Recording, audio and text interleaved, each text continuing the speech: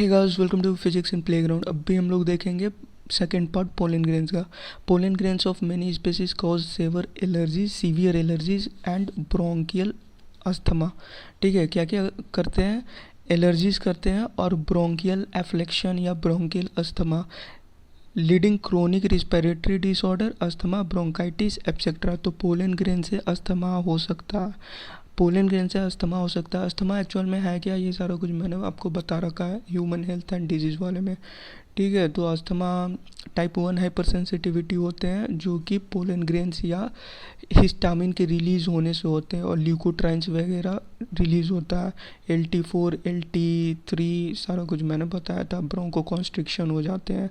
ठीक है, तो ये होता है अस्थमा। तो वो नहीं पूछेगा कि अस्थमा क्या होता है, ये सब तो MBBS की चीज़ें हो गई। मेडिसिन में आपको पढ़ना, रिस्पिरेटरी में आपको मेडिसिन जो है उस पार्ट में पढ़ना है। ठीक है, तो पोलन ग्रेन सिर्फ याद रखना कि पोलन ग्रेन से आपको अस्थमा हो सकता है, पोलन ग्रेन से ब्रोंकाइटिस हो सकता है। मतलब अगर आपको पहले से अस्थमा है और अगर फूल पतवार लगे हुए हैं आपके घर के सामने, तो एक सीजनल अस्थमा बोलते हैं। ठीक है, एक सीजनल पोलन ग्रेन्स जो होते हैं निकलते हैं बाहर, उनकी भी फर्टिलाइजेशन होती है एक सीज़न में, जो विंड ज़्यादा तेज़ी से चल रहा होता है। ठीक है, तो वो जब पोलन ग्रेन्स निकलते हैं ना, तो वो आपको अस्थमा की अटैक दिला सकते हैं। ठीक है, समझ गए? तो अस्थमा क्रिएट करता है, ठीक है, कॉज करता है। एग्जाम्पल याद रखना, पार्थेनियम और कैरोट ग्रास, पार्थोनियम और कैरोट ग्रास। NCERT में लिखा हुआ है पार्थेनियम और carrot grass that came into India as a contaminant. अब नहीं लाने देते, अब कोई भी फूल पतवार विदेश से आप इंडिया नहीं ला सकते हो, फॉरेन कंट्री से ना, अब्रॉड वगैरह से इंडिया कुछ भी नहीं ला सकते हो।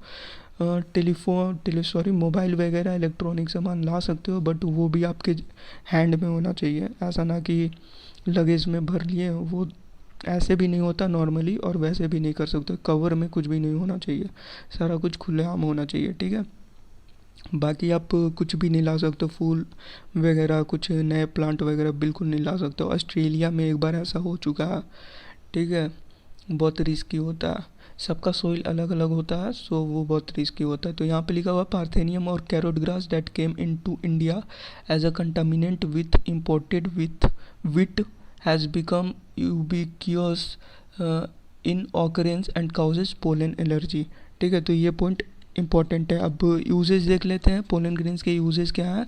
ये 2015 में पूछा हुआ है। पोलन ग्रेन्स के यूजेस है, rich in nutrient, use of pollen tablets as food supplement. ये जो लाइन है ना, ये 2015 में पूछा गया है, use of pollen tablets as a food supplement. Increase the performance of athletes and race horses, increase the performance of athletes and race horses. Third point है, a large number of pollen products in the form of tablets and syrups are available in the market. ये सब आप लोग ले सकते हो। ठीक है, जिनको वीकनेस वगैरह लगता है तो वो उनके लिए ये सब अच्छा है। ये खाओ पोलन ग्रेन्स के टैबलेट, ठीक रहोगे। ठीक है, अगर ज़्यादा वीकनेस है तो। और मैं रिकमेंड मैक्सिमम B कॉम्प्लेक्स करता हूँ और B12। ठीक है, जैसा चीज़ का जो रिकमेंड मतलब चाहिए होता है, ठीक है, रिक्वायरमेंट होती है। बट मेनली जो होता है ना, नॉर्मली अगर आपको खाना है तो वो आप न्यूट्रिएंट ले सकते हो, B कॉम्प्लेक्स और vitamin B12। So thanks and best of luck for your exam. आपका पोलन ग्रेन्स के यूजेस हो गया कंप्लीट। और याद रखना, ये रिसेंटली पूछा हुआ है, तो इसे आप लोग अच्छे से कर लेना। ठीक है, मिलते हैं नेक्स्ट क्लास में।